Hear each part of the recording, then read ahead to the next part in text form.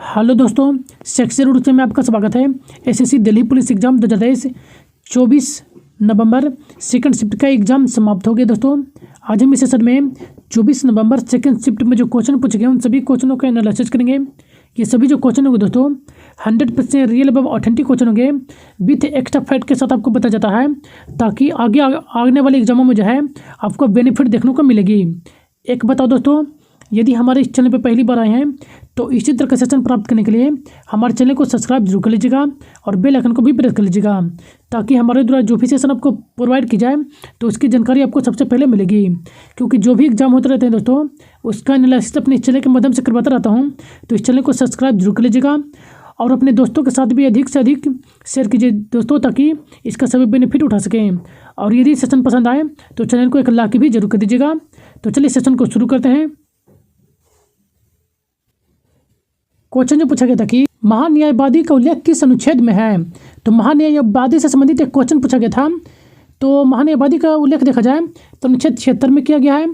तो अनुच्छेद 76 आपका करेक्ट आंसर था। वहीं देखें तो ये महाभारत में महान्यायवादी अनुच्छेद 76 के तहत जो है भारत के राष्ट्रपति के द्वारा नियुक्त किए जाते हैं।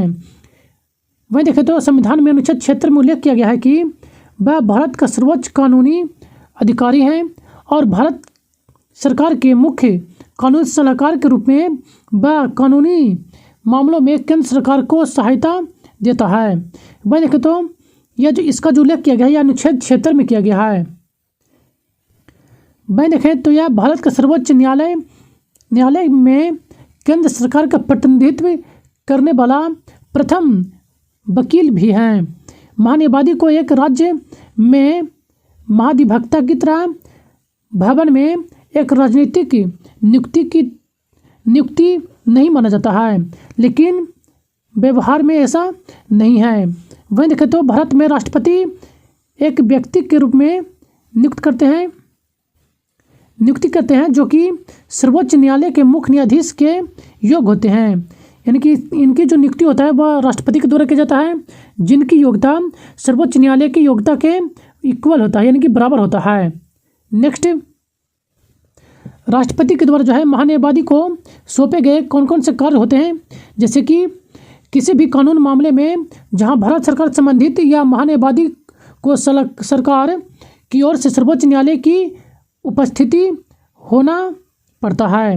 मैं देखें तो संविधान में अनुच्छेद 143 के तहत राष्ट्रपति सर्वोच्च न्यायालय में किए गए किसी भी संदर्भ में केंद्र सरकार का प्रतिनिधित्व करता है, यानी कि केंद्र सरकार के प्रतिनिधित्व जो है महान्यायवादी करते हैं। वहीं देखें तो यह सभी मामलों में जो है भारत सरकार से संबंधित होने वाले उच्च न्यायालय में भी उपस्थित होना चाहते हैं, यानी कि होते हैं। यानी कि कोई भी मामला होता है तो उच्च न्यायालय में जो है भारत सरकार की तरफ से जो है यही जो है उच्च न्यायालय में भाग लेते हैं, यानी कि शामिल होते हैं। तो इन सभी इंपॉर्टेंट फैक्ट को जरूर ध्यान में रखेगा। चलिए नेक्स्ट देख लेते हैं। नेक्स्ट क्वेश्चन पूछा गया था,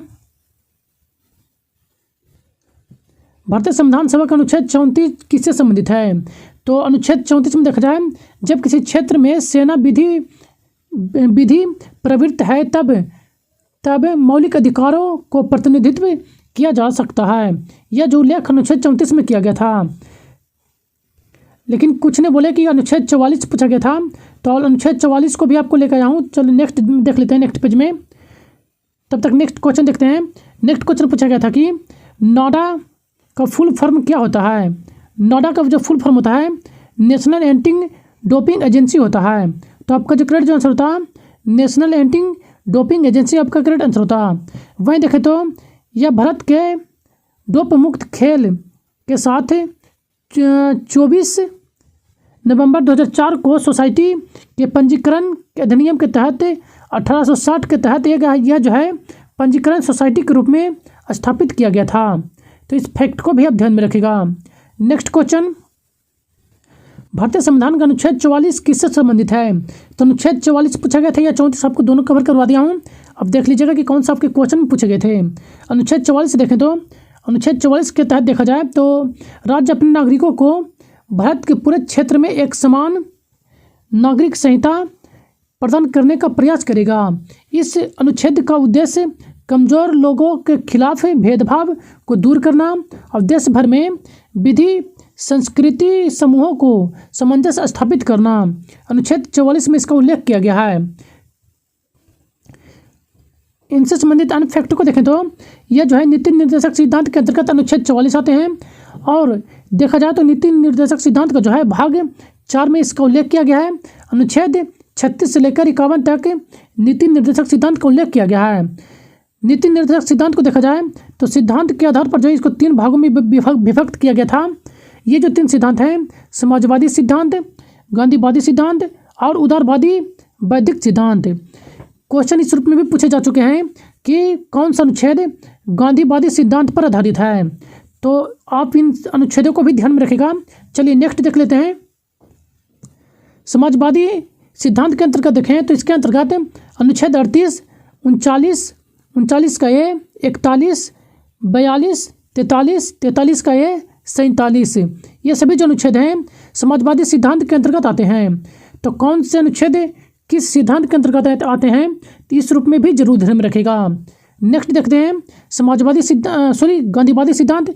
गांधीवादी सिद्धांत के अंतर्गत जो कौन कौन से अनुच्छेद आते हैं, तो अनुच्छेद 40, अनुच्छेद 43, अनुच्छेद 43 का बी, 46, 47 और 48, ये सभी जो अनुच्छेद हैं जो कि गांधीवादी सिद्धांत के अंतर्गत आते हैं। नेक्स्ट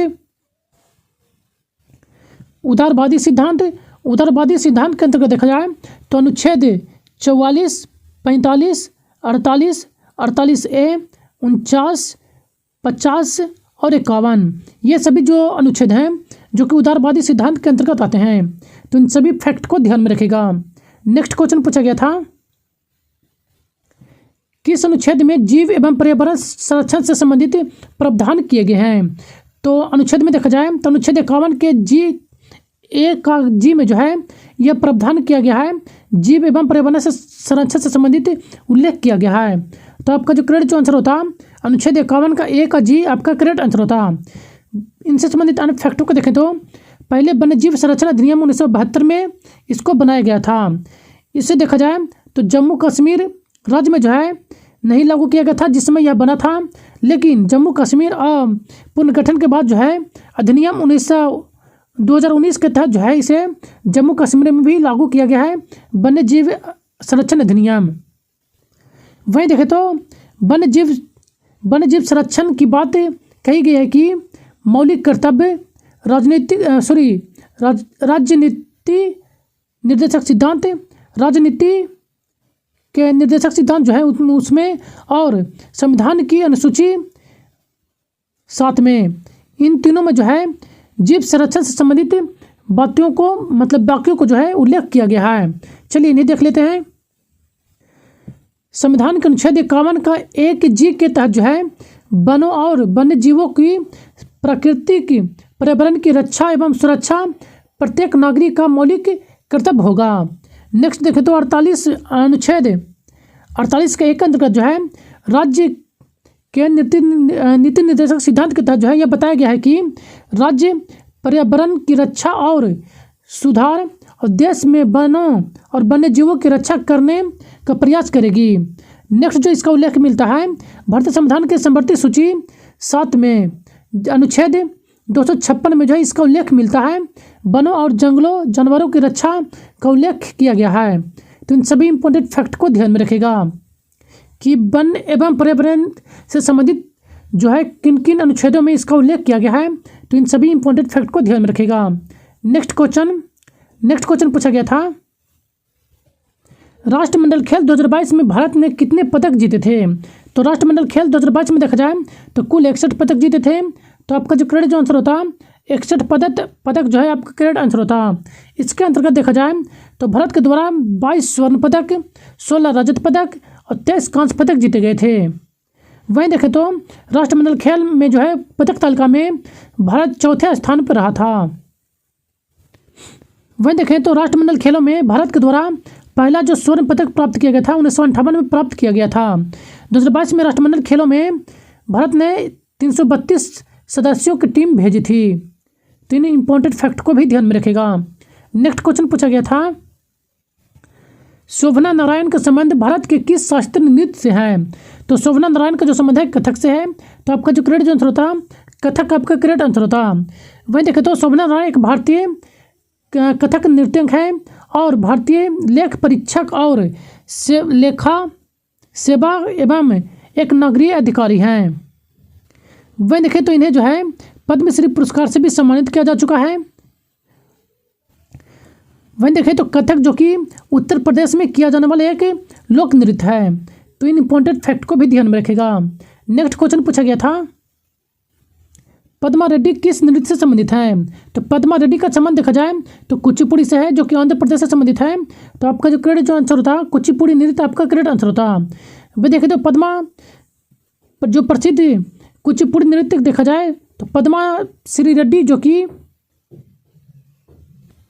इन्हें जो है 2022 में पद्मश्री पुरस्कार से सम्मानित किया गया था। पद्म श्री देखा जाए तो इन्हें भारत के जो राष्ट्रपति थे उस समय रामनाथ कोविंद इन्हीं के द्वारा इनको पद्मश्री पुरस्कार प्रदान किया गया था। और इनसे जुड़ी अन्य इंपॉर्टेंट फैक्ट आपको दे देंगे हैं, तो आप इन्हें रीड कर लीजिएगा। चलिए नेक्स्ट देख लेते हैं। नेक्स्ट क्वेश्चन पूछा गया था चार्टर एक्ट से संबंधित एक क्वेश्चन पूछा गया था। क्वेश्चन कन्फर्म तो नहीं पाए थे, इससे संबंधित जो भी इंपॉर्टेंट फैक्ट है आपको कवर करवा देता हूँ। आप देख लीजिएगा कि आपका ऑप्शन में किस रूप में पूछे गए थे। चार्टर एक्ट अधिनियम 1793 जो कि भारत को देश में प्रशासन में शामिल होने के लिए प्रारंभ जो है प्रावधान किया गया था 1793 के चार्टर एक्ट में। नेक्स्ट देखें तो चार्टर अधिनियम 1813 जो कि ईस्ट इंडिया कंपनी अधिनियम 1813 के नाम से प्रकाशित किया गया था। इसके तहत जो है यह अधिनियम ब्रिटिश संसद में पारित किया गया था और इसके तहत प्रावधान जो किया गया था कि भारत में ईस्ट इंडिया कंपनी के एकाधिकार को समाप्त कर दिया गया था 1813 के चार्टर एक्ट के तहत। वहीं देखें तो 1833 का जो चार्टर एक्ट था इसी के 1833 का जो चार्टर एक्ट था इसी के आधार पर लॉर्ड मैकाले जो है भारत के गवर्नर जनरल के तहत जो है यह कानूनी सदस्य के रूप में भारत आते हैं और इन्हीं के अनुशंसा पर जो है 1835 ईस्वी में मैकाले कमेटी बनता है जो कि शिक्षा से संबंधित होते हैं। नेक्स्ट इन्हीं के समय में देखा जाए तो लॉर्ड विलियम बेंटिक के समय में सती प्रथा एवं महिला शिशु हत्या जो है 1829 ईस्वी में प्रतिबंध लगाया जाता है। उस समय जो भारत के जो गवर्नर जनरल होते हैं वो लॉर्ड विलियम बेंटिक होते हैं। नेक्स्ट देखें तो इलिबर्ट विल जो कि लॉर्ड रिपन के समय में जारी किया जाता है 1883 में। तो इन सभी इंपॉर्टेंट फैक्ट को भी ध्यान में रखेगा। नेक्स्ट क्वेश्चन पूछा गया था दूध उत्पादन में भारत का विश्व में कौन सा स्थान है? तो दूध उत्पादन में देखा जाए तो भारत का जो है प्रथम स्थान है। तो आपका जो करेक्ट आंसर होता प्रथम आपका करेक्ट आंसर होता। दूध उत्पादन में पूरे विश्व में जो है प्रथम स्थान पर भारत है। वैश्विक दूध उत्पादन में देखा जाए तो भारत जो है कुल 24% दूध का उत्पादन करता है। भारत में हर साल लगभग 50 से 60 मिलियन टन का दूध उत्पादन होता है। वहीं देखें तो भारत के बाद दूसरा स्थान अमेरिका का है। तो इस फैक्ट को भी ध्यान में रखेगा। नेक्स्ट क्वेश्चन पूछा गया था निम्नलिखित में से कौन शहनाई नहीं बजाते हैं? तो जो भी जितने भी प्रसिद्ध शहनाई वादक हैं वो आपको बता देता हूँ। आप देख लीजिएगा कि 3 इनमें से जिसके 3 के अलावा जो भी तीसरा ऑप्शन जो दिया गया होगा चौथा वो आपका करेक्ट आंसर होता। प्रसिद्ध शहनाई वादक देखें तो बिस्मिल्लाह खां, अली अहमद खां, हुसैन खां और दया शंकर जगन्नाथ, ये सभी जो प्रसिद्ध शहनाई वादक हैं। तो आप देख लीजिएगा कि इनमें से आपके ऑप्शन में कौन कौन से दिए गए थे। नेक्स्ट इनसे संबंधित प्रमुख फैक्ट को देख लेते हैं। जैसा कि आपको पिछले क्लास में भी आपको बताया था कि वाद्य यंत्र एवं इनसे संबंधित प्रसिद्ध व्यक्ति प्रत्येक शिफ्ट में अधिकतर पूछे जा रहे हैं। तो इन सभी को कवर कर जरूर जाइएगा। मैंने यह पिछला सेशन में ही कवर करवा दिया था, तो इसलिए जिनका भी नेक्स्ट डे में आगे आने वाले एग्जाम है तो इन सभी को जरूर देखा जाएगा। वाद्य यंत्र एवं उनके प्रसिद्ध वादक जैसे कि संतूर वादक देखा जाए तो पंडित शिव कुमार शर्मा एवं भजन सोपारी जो कि प्रसिद्ध संतूर वादक हैं। नेक्स्ट वहीं बांसुरी वादक हरिप्रसाद चौरासी एवं पन्नालाल घोष जो कि प्रसिद्ध बांसुरी वादक हैं। नेक्स्ट तबला वादक जाकिर हुसैन खां, अल्लाह खां, सावीर खां, पंडित किशन महाराज और पंडित ज्ञान प्रकाश घोष, ये सभी जो कि प्रसिद्ध तबला वादक हैं।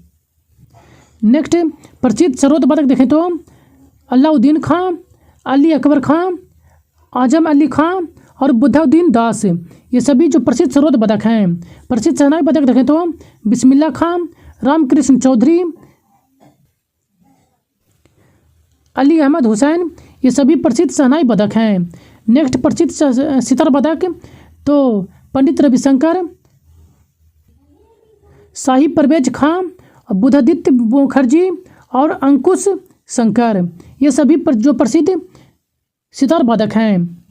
तो इन सभी प्रसिद्ध पदकों को भी ध्यान में जरूर रखेगा, क्योंकि प्रत्येक शिफ्ट में जो है यहाँ से 1 से 2 क्वेश्चन देखने को मिल रहे हैं। चलिए नेक्स्ट क्वेश्चन देख लेते हैं। नेक्स्ट क्वेश्चन पूछा गया था, नो क्रैक से संबंधित एक क्वेश्चन पूछा गया था। ये कन्फर्म नहीं हो पाए थे, लेकिन नो क्रैक से संबंधित पूछा गया था। नो क्रैक यदि उद्यान पूछा गया था या नो क्रेम नृत्य पूछा गया था, ये दोनों जो है मेघालय से संबंधित हैं। तो दोनों केसों में देखा जाए तो मेघालय आपका करेक्ट आंसर होता। चलिए दोनों से संबंधित जो भी इंपॉर्टेंट फैक्ट हैं आपको कवर करवा देता हूँ।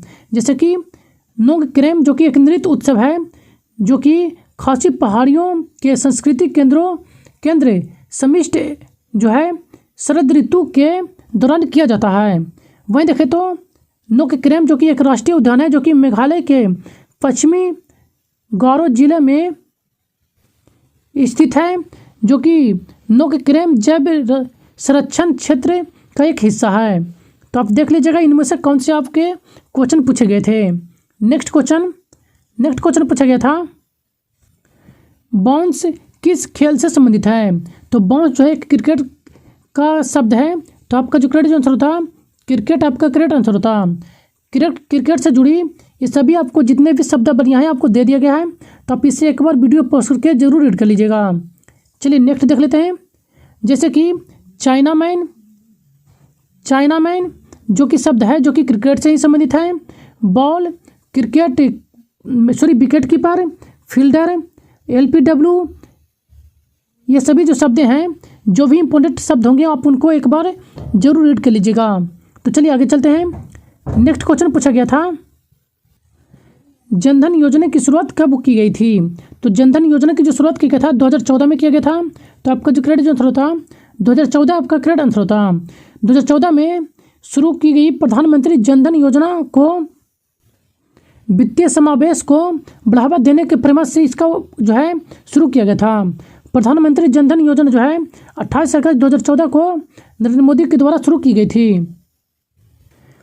वहीं देखें तो मोदी के द्वारा जो है इसको अब 15 अगस्त 2014 ईस्वी को घोषणा किया गया था।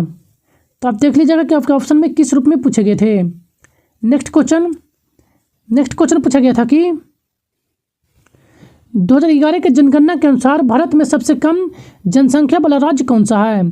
तो 2011 के अनुसार देखा जाए तो सबसे कम जो जनसंख्या है वो सिक्किम की है। तो आपका जो करेक्ट आंसर होता सिक्किम, आपका करेक्ट आंसर होता। एक बार आपको बार करना हो दोस्तों कि जनगणना से डिफरेंट 1 से 2 क्वेश्चन देखने को मिल रहे हैं, तो जनगणना से संबंधित जितने भी इंपॉर्टेंट फैक्ट हैं वो जरूर देखा जाएगा, क्योंकि यहाँ से 1 से 2 क्वेश्चन डेली हर शिफ्ट में देखने को मिल रहे हैं। तो चलिए इनसे संबंधित अन्य फैक्ट को देख लेते हैं। जैसे कि 2011 के जनगणना के अनुसार सिक्किम भारत का सबसे छोटा राज्य है। वहीं देखें तो देश का सबसे कम जनसंख्या वाला राज्य 6.71 लाख की जनसंख्या सिक्किम के पास है। वहीं देखें तो CM चंद्रमौली जो कि 2011 के जनगणना के समय रजिस्टर जनगणना एवं जनगणना आयुक्त थे। उत्तर प्रदेश में सर्वाधिक जनसंख्या वाला राज्य है। नेक्स्ट महाराष्ट्र दूसरे स्थान पर सबसे अधिक जनसंख्या वाला राज्य है और तीसरे स्थान पर बिहार है। तो इन सभी इंपॉर्टेंट फैक्ट को जरूर ध्यान में रखेगा। नेक्स्ट क्वेश्चन पूछा गया था, citizen Delhi my times my life पुस्तक जो है किनके द्वारा लिखा गया था। तो माई टाइम्स माई लाइफ जो पुस्तक लिखा गया था वो शीला दीक्षित के द्वारा लिखा गया था। तो आपका जो करेक्ट आंसर होता शीला दीक्षित जो है आपका करेक्ट आंसर होता। यह जो पुस्तक है माई टाइम्स माई लाइफ, यह पुस्तक शीला दीक्षित के द्वारा लिखा गया था। यह पुस्तक 10 फरवरी 2018 को प्रकाशित हुआ था। शीला दीक्षित जो कि 15 वर्षों तक दिल्ली के सबसे लंबे मुख्यमंत्री के तौर पर कार्य किए हैं। तो इस फैक्ट को भी ध्यान में रखेगा। नेक्स्ट क्वेश्चन पूछा गया था, महिलाओं के लिए डिस्क थ्रो का वजन कितना होता है। तो डिस्क थ्रो का जो वजन होता है 1 किलोग्राम होता है। तो आपका जो करेक्ट आंसर होता 1 किलोग्राम आपका करेक्ट आंसर होता। महिलाओं के डिस्क जो थ्रो होता है उसका 1 किलोग्राम वजन होता है।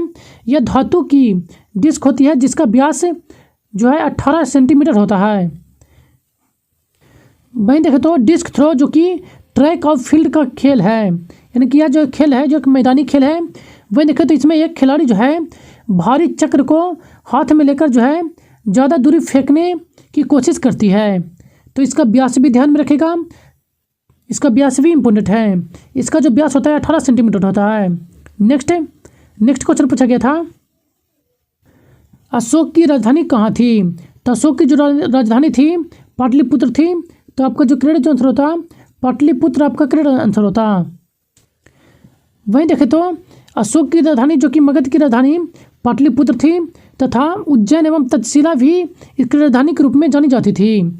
अशोक सम्राट जो कि भारत के महान राजा थे, जिनके जो दादा थे वह चंद्रगुप्त मौर्य थे और इनके पिता बिंदुसार थे, यानी कि अशोक का जो पिता थे वो बिंदुसार थे।